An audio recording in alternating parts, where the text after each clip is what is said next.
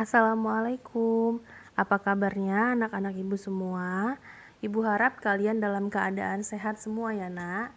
Hari ini kita akan membahas mengenai gaya belajar.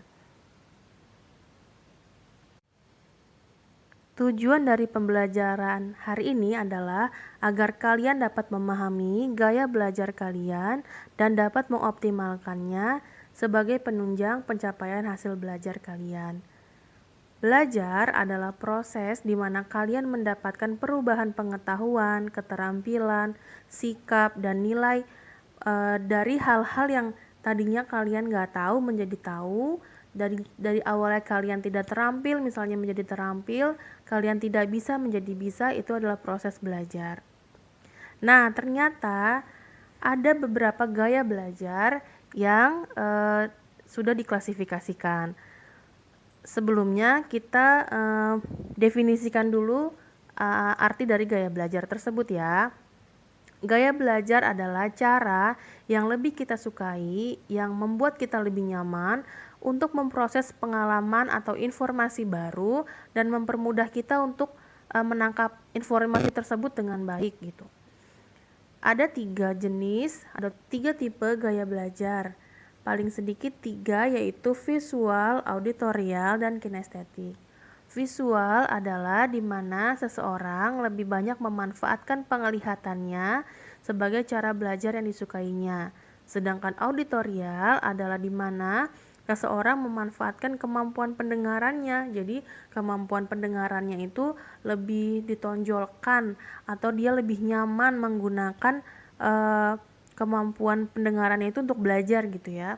Nah, kalau kinestetik itu gaya belajar di mana seseorang itu dia belajar harus dengan menyentuh, dengan bergerak, mencatat, seperti itu. Selanjutnya Ibu akan menjelaskan karakteristik atau ciri-ciri dari masing-masing gaya belajar tersebut ya. Yang pertama visual. Ciri-ciri atau karakteristik seseorang itu memiliki gaya belajar visual, yaitu di mana mereka itu biasanya tertarik dengan warna, bentuk, gambar-gambar. Jadi mereka merasa lebih paham, lebih mudah nempel gitu ya materi-materi yang barunya jika materi yang diberikan itu berbentuk gambar yang menarik, diagram atau tulisan-tulisan yang menarik dengan warna-warni seperti itu. Nah, mereka biasanya lebih mudah memahami jika sudah melihat langsung atau membacanya sendiri. Jadi kalau misalnya ada orang-orang yang lebih senang membaca dengan matanya sendiri dibandingkan hanya dengan mendengar dari temannya gitu.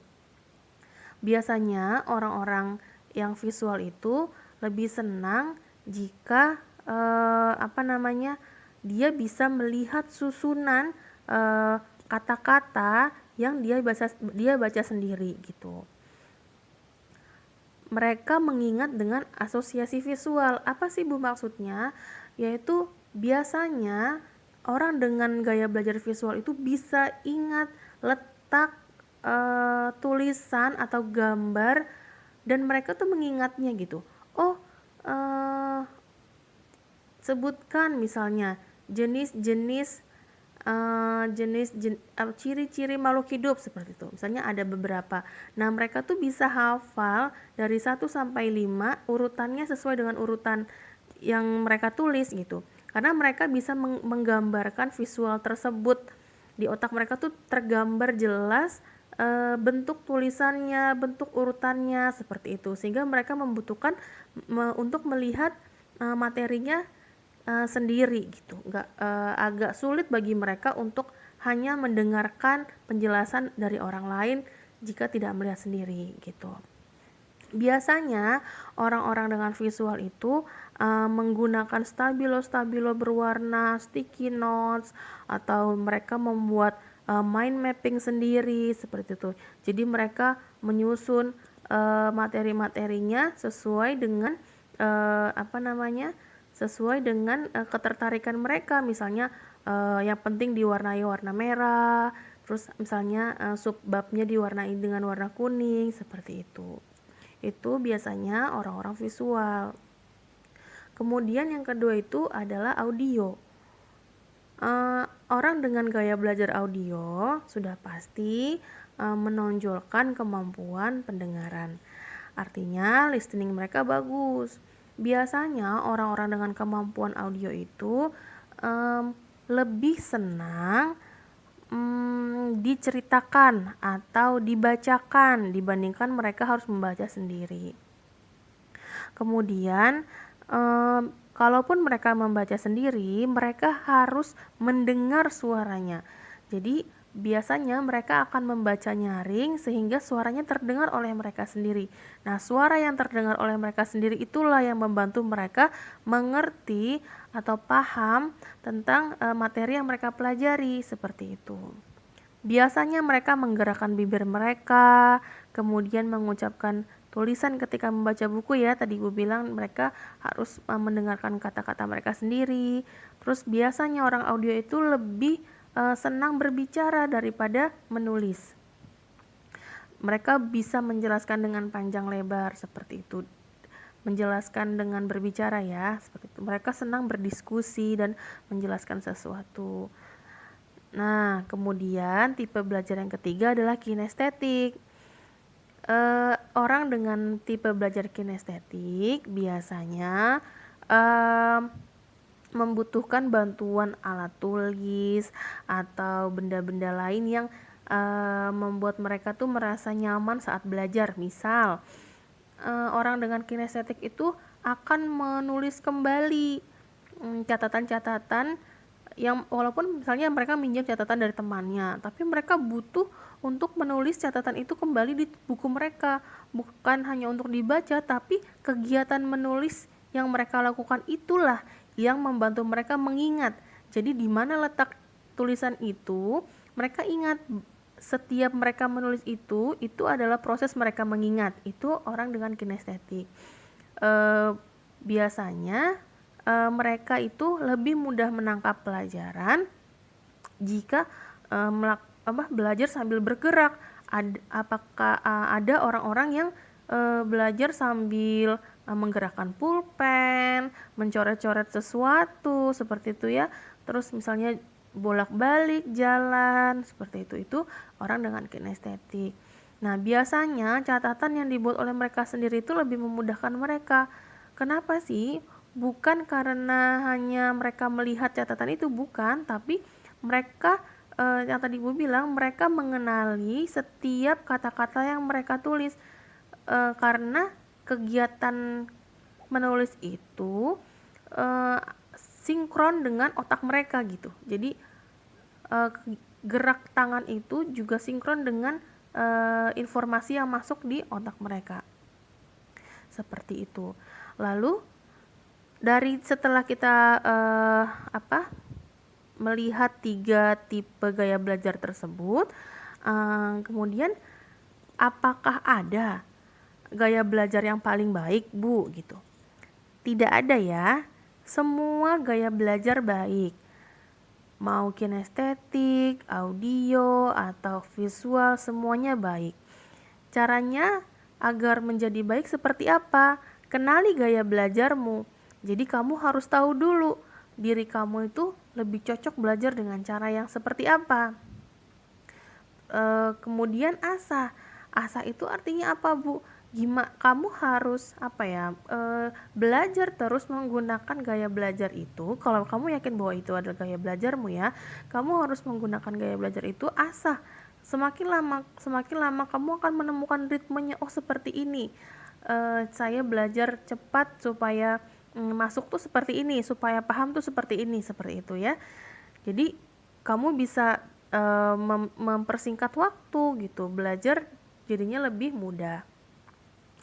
Nah, terus apa sih pentingnya, Bu? Kita harus kenal diri kita sendiri dan mengapa perlu tahu apa gaya belajar kita.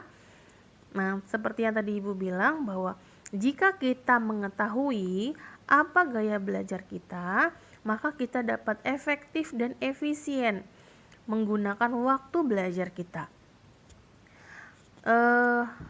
Jadi kalian nggak membuang-buang waktu menggunakan gaya belajar yang sebenarnya kalian tidak terlalu suka, atau itu hanya akan membuat kalian menghabiskan waktu padahal itu nggak memudahkan kalian mengerti materi baru gitu. Jadi misalnya nih ada orang yang sebenarnya tuh dia visual gitu, tapi dia hanya mendengarkan temannya ngomong menjelaskan seperti itu ya, atau mendengarkan gurunya menjelaskan, tapi mereka nggak pernah membaca sendiri, mereka tuh nggak pernah membuat mind map sendiri, mencatat sendiri, menggarisbawahi hal-hal yang penting dengan tangan mereka sendiri, dengan mata mereka sendiri. Nah, itu akan membuat mereka jauh lebih susah memahami materi yang baru diajarkan itu. Jadi kalau misalnya mereka sudah tahu, akhirnya mereka tahu, oh ternyata saya lebih gampang kalau belajarnya itu dengan visual gitu. Nah, itu bisa kalian gunakan dan kalian waktu belajarnya jadi lebih gampang gitu. Kalian bisa bisa tahu, bisa belajar materi lain dengan waktu yang lebih banyak seperti itu ya. Terus apakah mungkin Bu kalau saya itu nggak hanya memiliki satu gaya belajar? Sangat mungkin. Jadi tidak selalu satu orang itu hanya memiliki satu gaya belajar, tidak. Tapi kalian nanti akan tahu mana yang paling dominan, mana yang mendukung, seperti itu. Misal saya lebih senang sebenarnya gaya belajarnya visual, tapi terbantu jika misalnya saya sambil nonton atau sambil memperhatikan guru, saya sambil menggerak-gerakkan sesuatu yang gak jelas gitu di catatan, atau saya langsung membuat catatan di buku saya seperti itu. Setiap gerakan itu membantu saya mengingat. Nah, nanti kalian akan tahu di mana yang paling kuat dan mana yang mendukung. Atau sama-sama kuat, it's okay, itu nggak apa-apa gitu. Jadi nggak selalu harus satu gaya belajar, dan misalnya kalian punya dua gaya belajar itu nggak normal, bukan nggak seperti itu ya gitu. Jadi kalian boleh atau kalian bisa punya lebih dari satu gaya belajar gitu. Nah, terakhir kalian tuh harus tahu memang diri kalian itu seperti apa, senang belajar yang seperti apa, terus menggunakan apa agar belajarnya lebih mudah dipahami, seperti itu ya. Setelah tahu gimana, lakukan yang terbaik, selalu lakukan yang terbaik. Bukan untuk siapa-siapa, tapi untuk diri kalian sendiri ya. Jadi buat diri kalian bangga gitu. Kemudian selanjutnya jauhkan distraksi atau gangguan-gangguan yang bisa membuat kalian tidak fokus dalam belajar seperti itu, sehingga kalian bisa mencapai tujuan. Apa sih tujuannya dalam belajar di sekolah, Bu? Kalian paham, kalian dapat nilai yang baik seperti itu ya. Kalian bisa mengaplikasikannya di rumah seperti itu. Nah, penjelasan dari Ibu cukup sekian. Kemudian ini ada tugas yang harus